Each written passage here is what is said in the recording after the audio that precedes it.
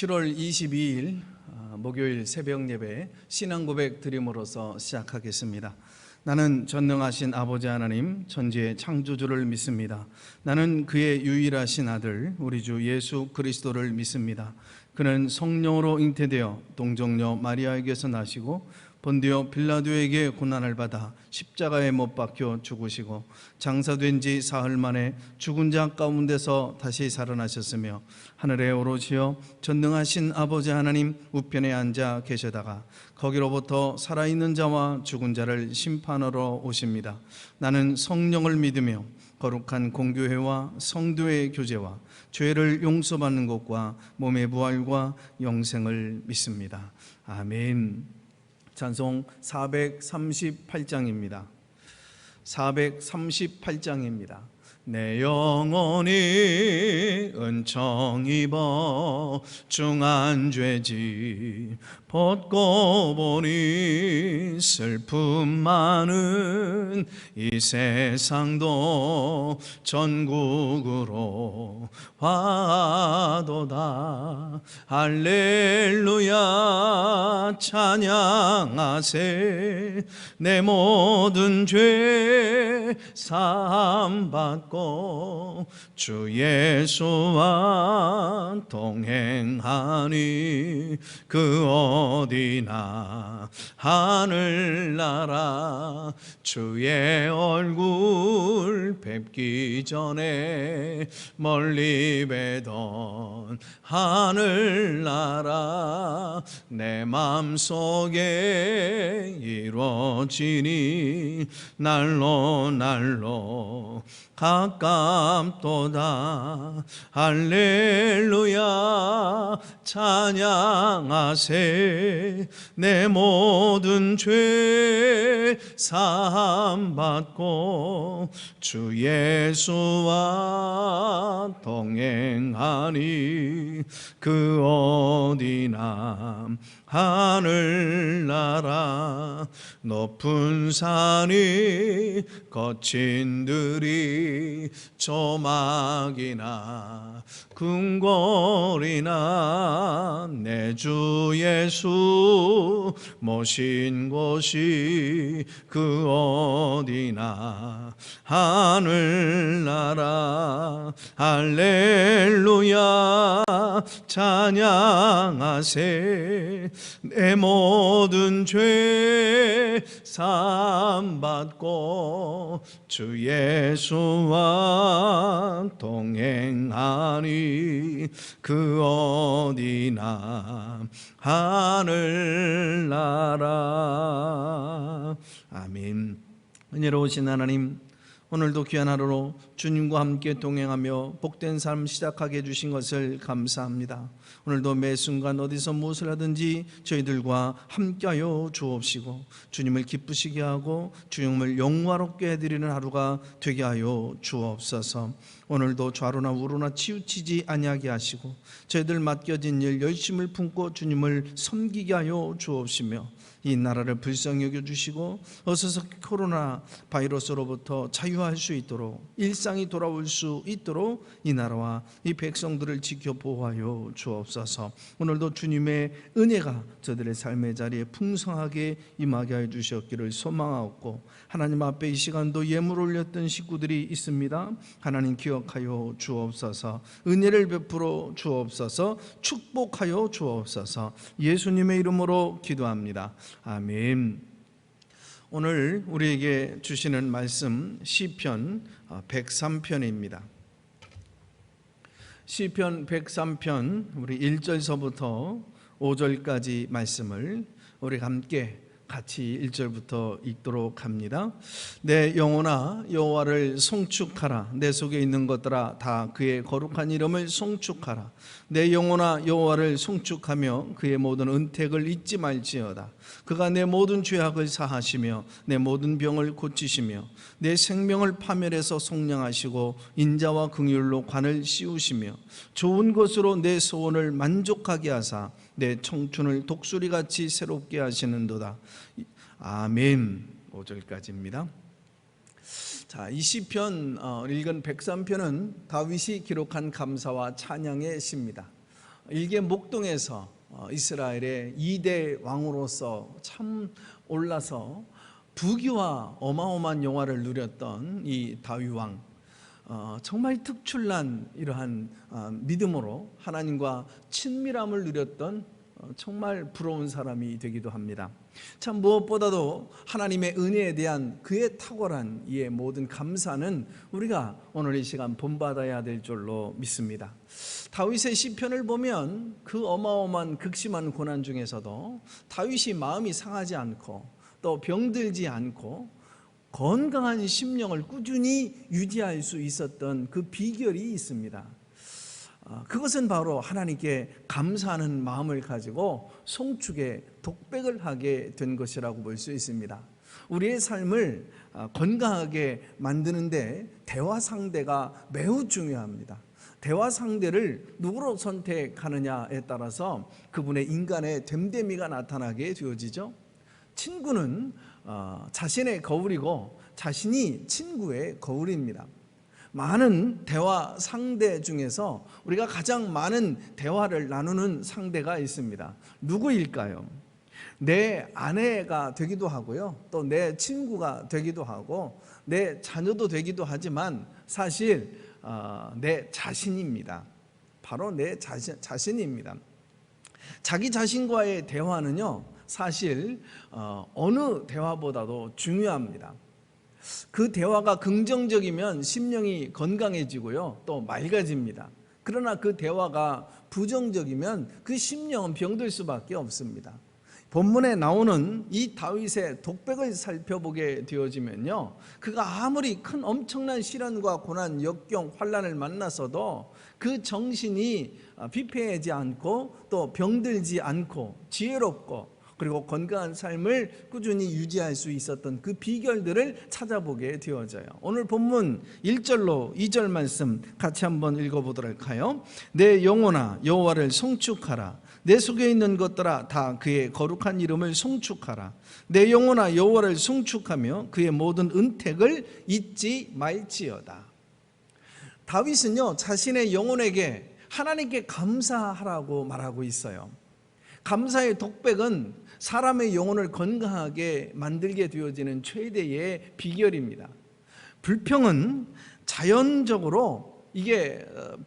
자연적이나 감사는요, 초자연적인 것이 됩니다. 불평은 본능적인 것이나 감사는 영적인 것입니다.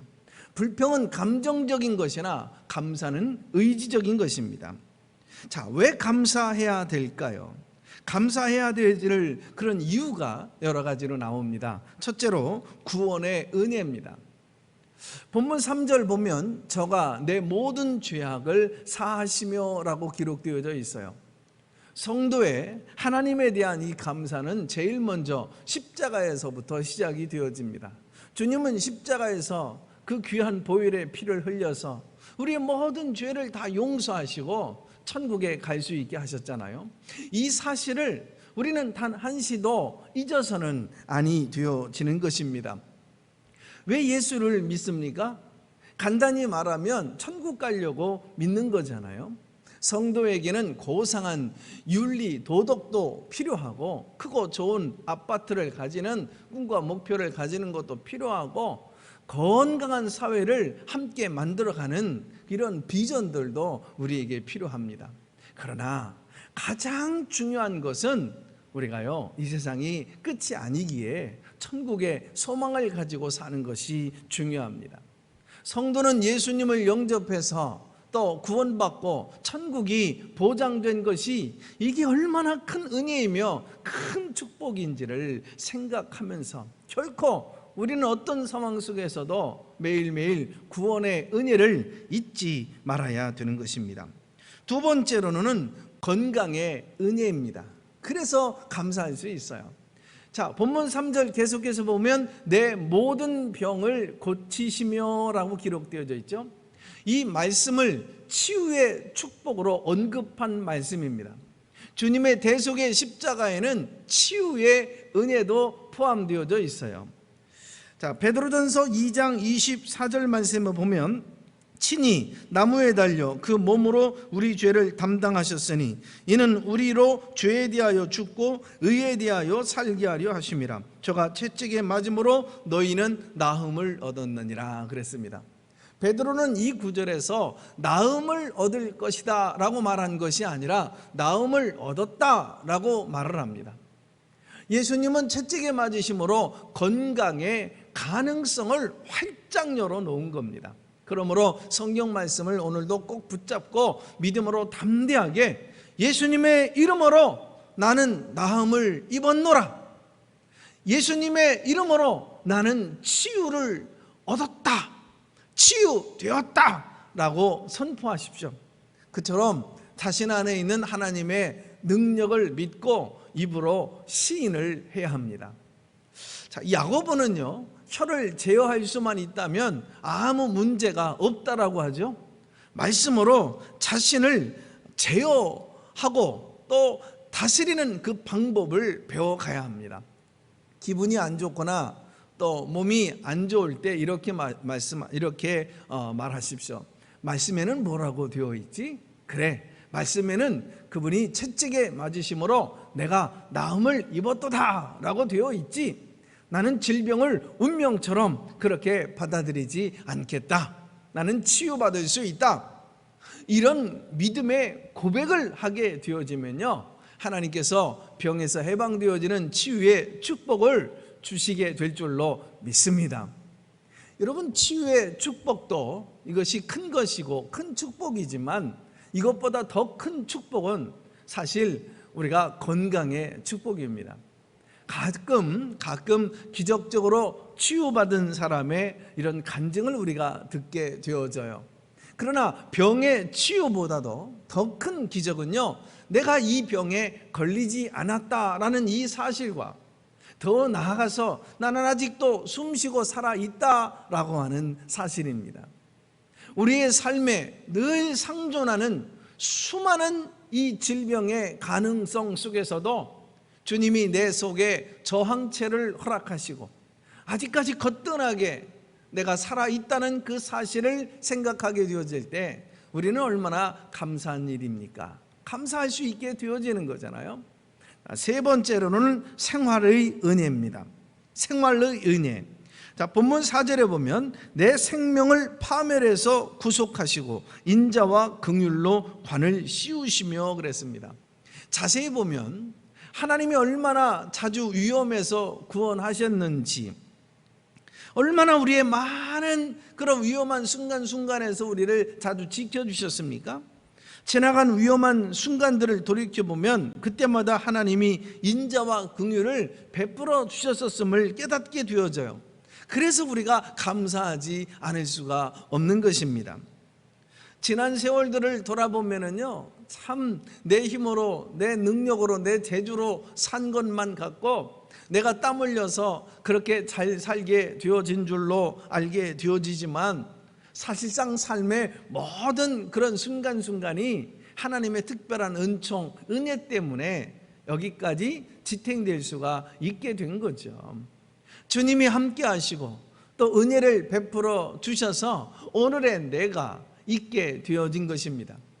지금이라도 하나님의 은혜를 거두어 가시면요, 우리가 쌓아놓은 것들 순식간에 허물어지게 되어진다는 사실 우리는 기억해야 되잖아요.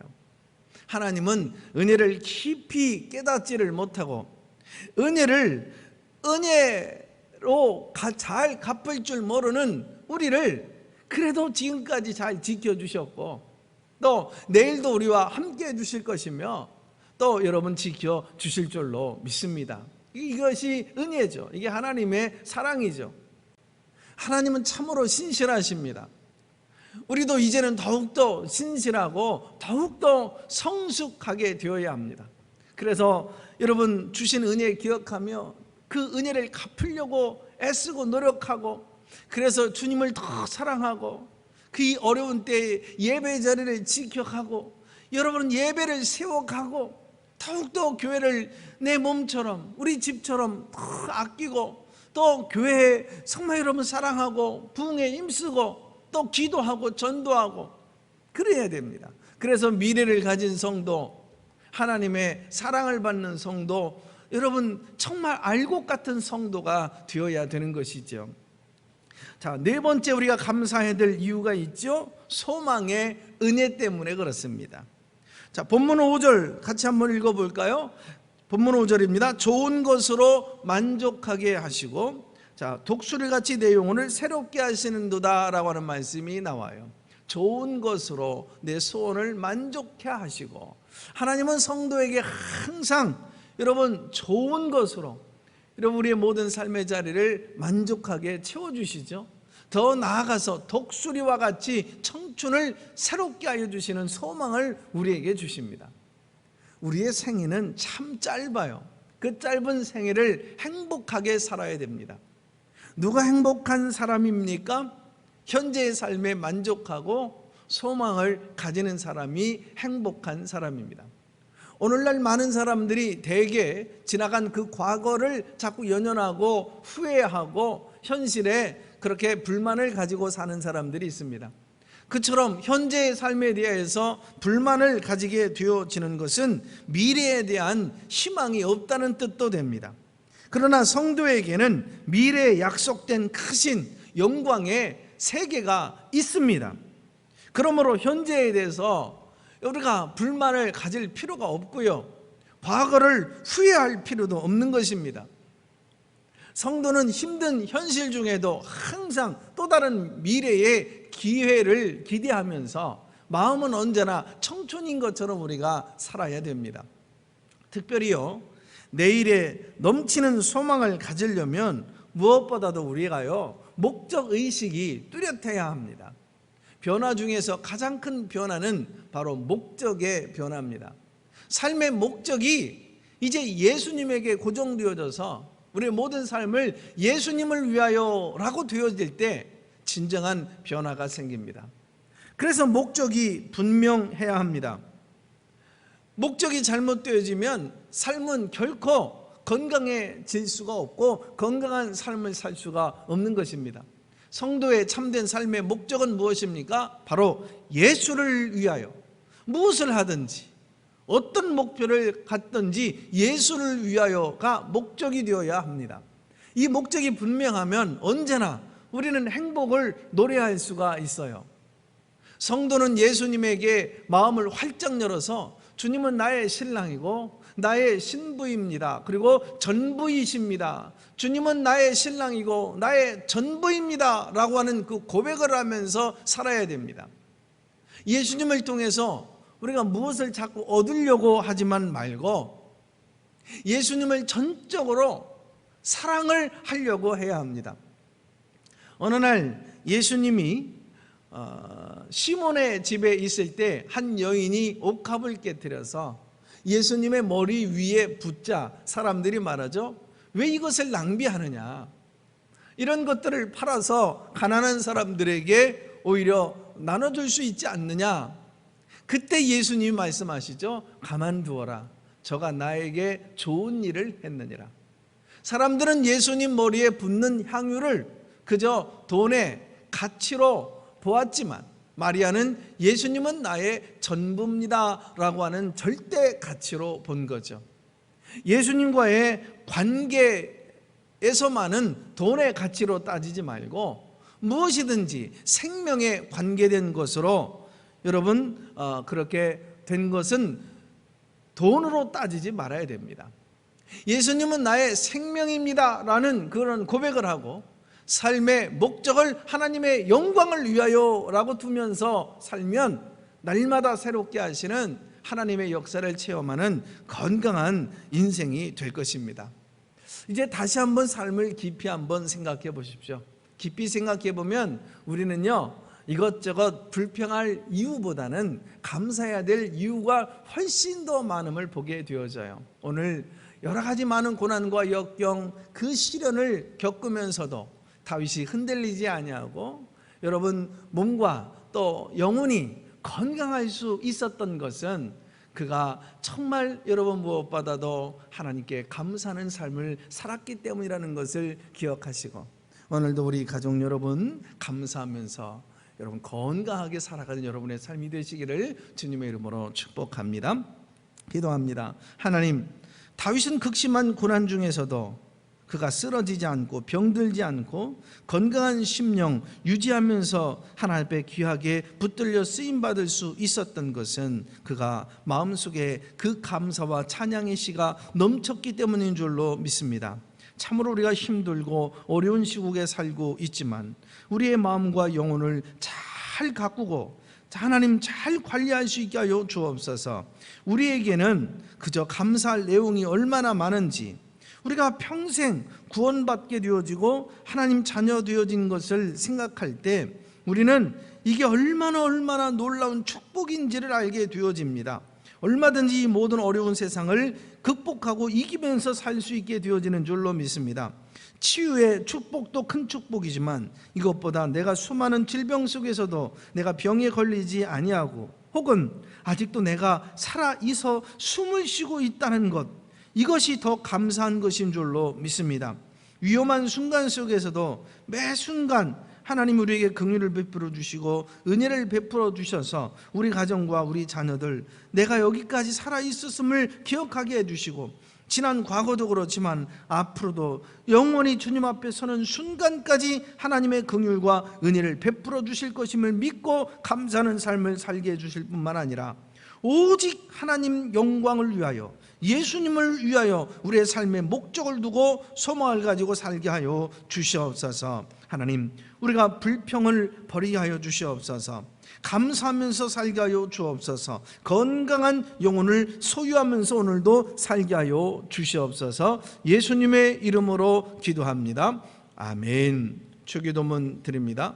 하늘에 계신 우리 아버지, 아버지의 이름을 거룩하게 하시며 아버지의 나라가 오게 하시며 아버지의 뜻이 하늘에서와 같이 땅에서도 이루어지게 하소서. 오늘 우리에게 일용할 양식을 주시고 우리가 우리에게 잘못한 사람을 용서해 준 것 같이 우리 죄를 용서해 주시고 우리를 시험에 빠지지 않게 하시고 악에서 구하옵소서. 나라와 권능과 영광이 영원히 아버지의 것입니다. 아멘.